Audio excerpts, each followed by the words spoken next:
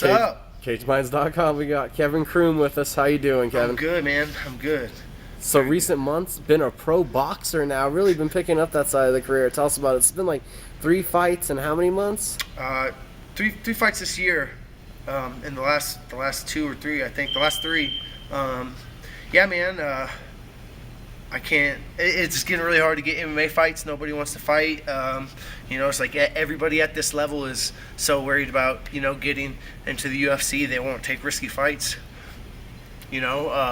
So boxing just kind of opened up. I know a couple people in El Paso, and I got a pretty big following down there because MMA. I fought there a few times. A lot of people down there like me, and yeah, it just started happening.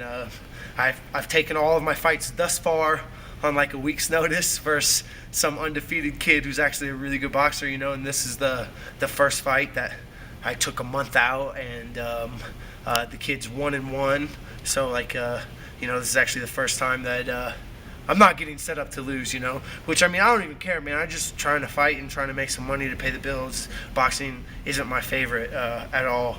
I would much rather elbow people in the face for sure. So how disappointing is that aspect that it's being so hard to get an MMA bout? Man, I've had a really bad attitude lately. Just stuff hasn't been going right, and here this last weekend, man, I kind of checked myself and kind of changed my attitude around.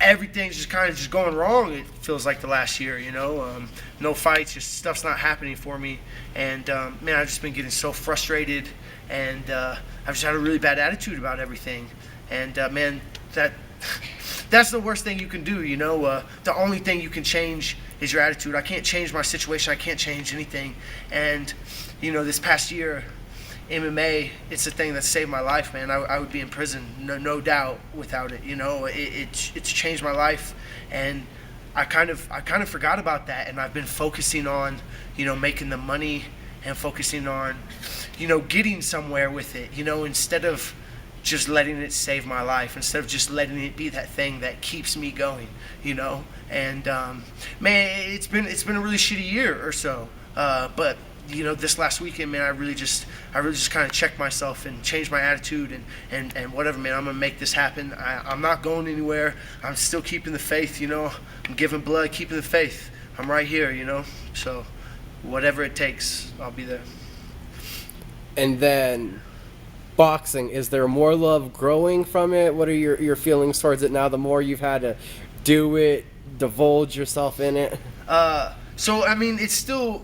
I haven't really buckled down and tried to learn it yet, and I know if I really did buckle down and really focus on my boxing, I could get really good. I know I could, but I haven't buckled down yet, and maybe I will, but yeah, man, it's just not necessarily my sport. It's nice, I can make good money, so I do see myself, I will get better at it, and I will keep working.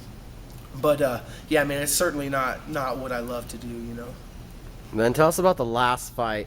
I've never wanted to hurt a kid so bad. I saw that from you, Mr. Croom, on Facebook, and I'm like, who's this guy? I don't know this guy. This guy is the guy in front of us right now, happy-go-lucky. Yeah, man, so I'm always, super nice, very respectful. And, man, I took that fight like 9 days notice, versus a kid that was 6-0. My boxing record at the time was 0-1-1, and so I walk in to the weigh-ins, and I have no clue who I'm fighting. I haven't seen a picture. I haven't seen anything. I don't do research for this, man. I'm just coming to make some money, And I show up, and I see this boy fucking walking around, got the pinky rings on, got the jewelry, he's just like acting like he's fucking Floyd Mayweather, And I had no clue who he was, nothing. I just told the people I was with, I was like, man, I hope I fight that kid. And weigh-ins, they called his name, and that's who I was fighting, man. And I just couldn't stand, just the kid's arrogance. You're 6-0, you're fighting a kid that's 0-1-1 on a week's notice, dude. Get your life together, bro. I don't care if you made 10 grand for that fight, which he didn't. Dude, you don't have the purpose for that swag, You haven't fought anybody any good. Obviously, you're fighting a kid who sucks at boxing right now. Man, come on, check yourself.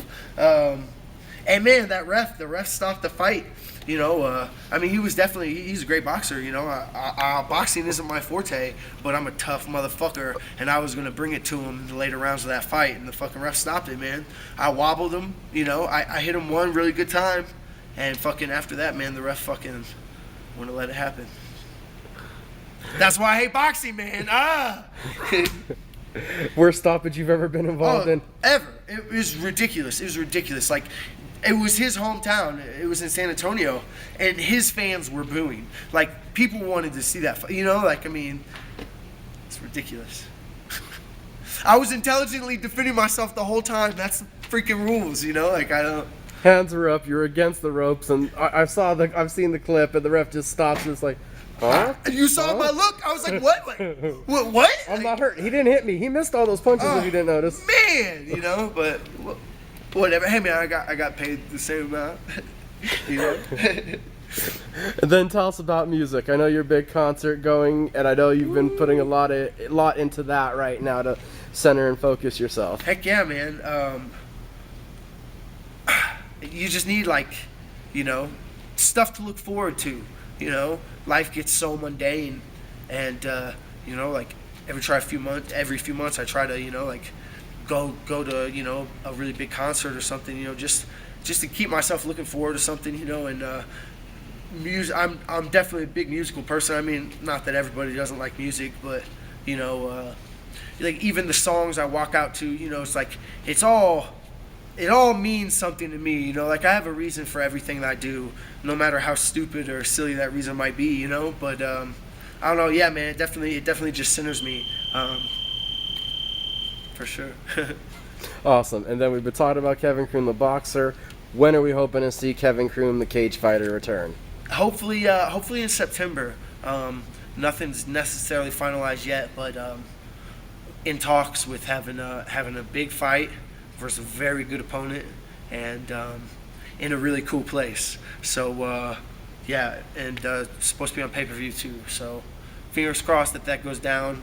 I'd be fighting a box June 13th and maybe July 24th, maybe, and then it'd be really cool just to have a couple months to just really focus on MMA and go hurt somebody again, man. I've gotten so much better since anybody's had a chance to see it. What was it, May 9th, 2013 was my last full 3-round fight. Like, you know, I've gotten so much better since then, you know. I just haven't had a chance to show it, man. I'm bursting at the seams. I can't wait. And then who do you need to shout out to? Who do you need to thank, and how can the fans follow you? Fans can follow me on Twitter at HHHillbillyKC, Facebook, Instagram, Kevin Croom.